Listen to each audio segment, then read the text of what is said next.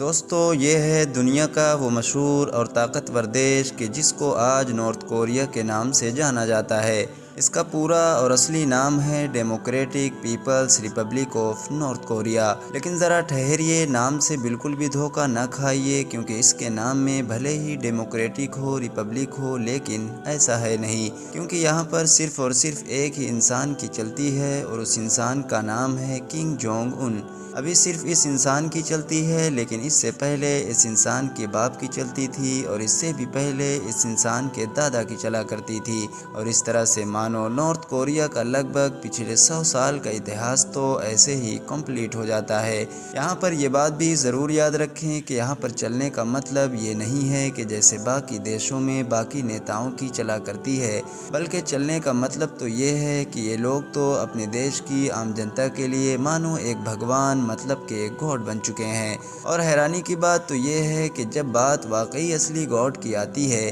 یا باقی دنیا کے الگ الگ جو مشہور اور اہم ریلیجنز ہیں ان کی آتی ہے، تو نارتھ کوریا کے حالات پوری طریقے سے الٹے نظر آتے ہیں۔ خاص طور سے آج کی اس ویڈیو میں ہم لوگ اسلام کی ہی بات کر لیتے ہیں۔ ویسے تو ہم جانتے ہیں کہ آج کل دنیا کی راجنیتی کے حالات ایسے ہیں کہ دشمن کا دشمن دوست ہوتا ہے والا جو رول ہے، اس کے تحت نارتھ کوریا، رشیا اور چائنا کی طرح ہی دنیا کے ایک مشہور، اہم اور طاقتور مسلم دیش یعنی ایران کے بھی کافی قریب نظر آ رہا ہے۔ ہر گزرتے وقت کے ساتھ ان کی دوستی بھی پکی سے پکی ہوتی جا رہی ہے، مگر جہاں تک معاملہ خود نارتھ کوریا کے اندر کا ہے تو ہم کہہ سکتے ہیں کہ شاید یہ دنیا کے اہم اور مشہور دیشوں میں سے اکلوتا ایسا دیش ہوگا کہ جس کے بارے میں یہ کہا جا سکتا ہے کہ مانو یہاں پر اسلام ایک طریقے سے بین ہے۔ نماز، روزہ، ان سب چیزوں کو پرفارمز کرنا ہو، عید جیسے تہواروں کو سیلیبریٹ کرنا ہو، یہ ساری ہی چیزیں آپ لوگوں کو کہیں پر نظر نہیں آئیں گی۔ آئے بھی کیسے، کیونکہ ان چیزوں کو کرنے کے بعد اس کا انجام کیا ہوگا یہ ہم لوگ جانیں یا نہ جانیں، لیکن وہاں پر رہنے والی آبادی اچھی طرح سے جانتی ہے۔ قرآن کے جو اسلام کی سب سے مقدس اور مین کتاب ہے، وہ بھی نارتھ کوریا کے اندر انآفیشیلی مانو بین ہے۔ اس کو اگر آپ لوگ پڑھتے ہوئے، سکھاتے ہوئے یا پھر اس کا پرچار کرتے ہوئے دکھ گئے تو آپ لوگوں کو بھی وہی خطرناک سزائیں دی جائیں گی کہ جو یہاں پر عام طور پر بہت ساری چھوٹی بڑی چیزوں کے لیے دے دی جاتی ہیں۔ مطلب کہ عمر قید کی سزا، اس میں بھی بری طریقے سے ٹارچر کیا جائے گا، ظلم و ستم کیا جائے گا، اور اگر ذرا سا بھی دماغ بدلا تو ہاں، سولی پر بھی چڑھا دیا جائے گا، کیونکہ یہاں پر موت کی سزا چھوٹی چھوٹی چیزوں کے لیے بھی عام بات ہے۔ بات صرف قرآن تک ہی ختم نہیں ہو جاتی ہے، بلکہ قرآن کے علاوہ بھی اگر آپ کے گھر پر کوئی بھی اسلامک لٹریچر مل جاتا ہے، یا اسی طرح کا لٹریچر کسی اور ریلیجن سے جڑا ہوا بھی مل جاتا ہے، اور آپ اس کو پڑھتے ہیں، بیچتے ہیں، چھاپتے ہیں، خریدتے ہیں، اس طرح کی کوئی بھی ایکٹیویٹیز کرتے ہیں، تو بہت کم چانس ہے کہ عمر قید کی سزا ہو، اور زیادہ چانس ہے کہ موت کی سزا ہو سکتی ہے۔ آپ کو جان کر شاید حیرانی ہوگی کہ اتنا بڑا دیش جس کی آبادی بھی اچھی خاصی ہے، وہاں پر ایک بھی مسجد نہیں ہے، اور مسجد کو بنانے کی اجازت بھی نہیں ہے۔ نہ صرف مسجد ہی بلکہ باقی بھی جو ریلیجیس سائٹس ہوتی ہیں، جیسا کہ مندر، چرچ یا اس طرح کی چیزیں، وہ بھی یہاں پر نہیں ہیں۔ مسلم دنیا میں نارتھ کوریا کا جو سب سے قریبی دیش ہے، یا کہہ سکتے ہیں جو سب سے پکا دوست ہے، مطلب کہ ایران، اس کے انفلوئنس میں سن 2013 میں نارتھ کوریا کے اندر پہلی ایسی مسجد اسٹارٹ ہوئی کہ جو دراصل انہی کی ایمبیسی کے اندر تھی، اور وہاں پر انہی کے ایمبیسی کے لوگوں کو ہی نماز ادا کرنے کی اجازت تھی۔ آج بھی پورے نارتھ کوریا میں وہی اکلوتی مسجد ہے کہ جہاں پر نماز ادا کی جاتی ہے، اور ایرانین ڈپلومیٹس کے علاوہ جو باقی بھی مسلم دیشوں کے ڈپلومیٹس وہاں پر ہوتے ہیں، جیسا کہ انڈونیشیا وغیرہ، ان کے بھی لوگ نماز ادا کر لیتے ہیں۔ لیکن ہاں، اگر وہاں پر کوئی نماز ادا نہیں کر سکتا ہے تو وہ ہیں نارتھ کوریا کے لوگ،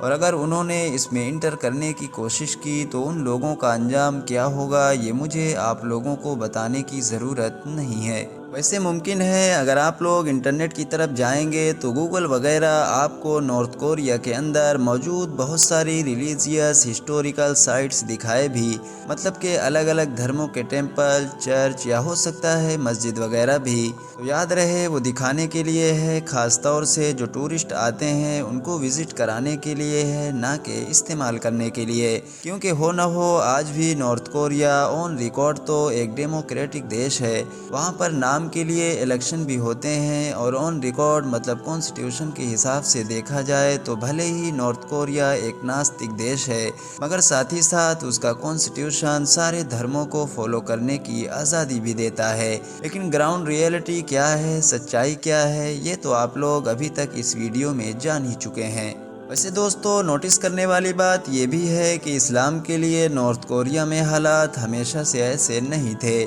بلکہ آپ کو جان کر شاید حیرانی بھی ہوگی کہ نارتھ کوریا یا ساؤتھ کوریا کے جو کسی دور میں ایک ہی ہوا کرتے تھے، یہ پورا ایریا تو اس علاقے کے ان خاص علاقوں میں سے ایک تھا کہ جہاں پر اسلام بالکل شروعاتی دور میں ہی آ گیا تھا، مطلب شروعاتی 1-2 صدی کے اندر، اور وہ بھی بالکل انڈونیشیا اور انڈیا کی طرح یہاں پر بھی اسلام کی انٹری ٹریڈرز مطلب کہ ویپاریوں کے ذریعے سے ہوئی تھی، اور اس کے بعد اسلام یہاں پر بڑی تیزی کے ساتھ پروان چڑھا، اور کم وقت کے اندر ہی یہاں پر رہنے والے مسلمانوں کی آبادی اچھی خاصی ہو گئی تھی۔ یہاں پر رہنے والے مسلمانوں نے بھی دنیا کے باقی علاقوں میں رہنے والے مسلمانوں کی طرح اپنے وقتوں میں مساجد وغیرہ بھی تعمیر کی تھی۔ بعد میں جیسے جیسے یہاں پر جنگیں ہوئیں، خاص طور سے شروعات ہوئی منگولوں کے حملے سے، اور اس کے بعد الگ الگ دور میں جو بڑے بڑے حملے ہوئے، اس کی وجہ سے یہاں پر رہنے والی مسلم آبادی کو آس پاس کے علاقوں میں بھاگ کر پناہ لینی پڑی، اور ان آس پاس کے علاقوں میں بھی خاص طور سے نام آتا ہے چائنا کا۔ مگر پھر بھی ہر حال میں کورین پیننسولا میں مسلمانوں کا اور اسلام کا وجود برقرار رہا، مگر پھر وقت آیا 1945 کا کہ جب یہ نیا نارتھ کوریا وجود میں آیا کہ جس کو آج کے دور میں ہم دیکھتے ہیں۔ 1948 سے یہاں پر راز شروع ہوا ایک نئے انسان کا کہ جس نے سب کچھ بدل کر رکھ دیا۔ اس انسان کا نام تھا کنگ سونگ جو، اور یہی انسان موجودہ سپریم لیڈر مطلب کہ کنگ جونگ ان کا دادا ہوا کرتا تھا۔ آنے والے سال مسلمانوں کے لیے اب مشکل سے مشکل ہوتے چلے گئے، اور مانو اسلام کو فالو کرنا نارتھ کوریا کے اندر امپاسبل بن گیا۔ اس نئی حکومت نے پرانے سارے قانونوں کو بدل دیا، نئے نئے قانون لائے گئے جس کے تحت اب نئی نئی آئیڈیالوجی کو یہاں پر انٹروڈیوس کروایا گیا، لوگوں کو زبردستی ان کا دھرم چھڑوایا گیا، مطلب کہ ان کو ناستک بنوایا گیا۔ مسجد ہوں، ٹیمپلز ہوں، چرچ ہوں، یا اس طرح کی کوئی بھی ریلیجیس سائٹس ہوں، اس کے علاوہ کوئی بھی لٹریچر ہو، کوئی بھی ایسی آرگنائزیشن ہو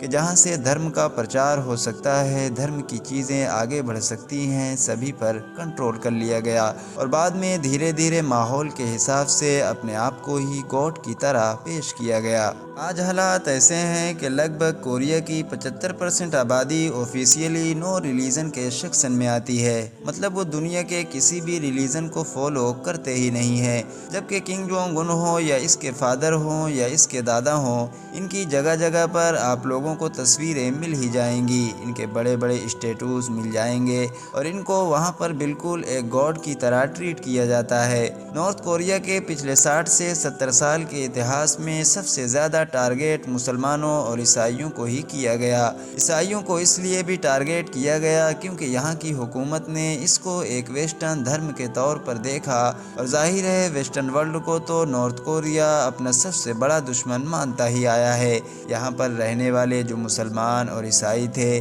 ان میں سے وقت کے ساتھ کچھ تو وہاں سے بھاگنے میں کامیاب رہے، کچھ سائلنٹ ہو گئے، مطلب وہ آج بھی شاید خفیہ طور پر اپنے ریلیجن کو فالو کرتے ہوں گے، جبکہ کچھ شاید کنورٹ بھی ہو گئے ہوں گے، مطلب کہ نو ریلیجن کے سیکشن میں پہنچ چکے ہوں گے۔ باقی دوستو، آج کی اپنی ویڈیو کو ہم یہیں پر ختم کرتے ہیں۔ ویڈیو پسند آنے کی صورت میں نہ صرف ویڈیو کو لائک کریں بلکہ اپنے دوست احباب رشتہ داروں کے ساتھ بھی ضرور شیئر کریں۔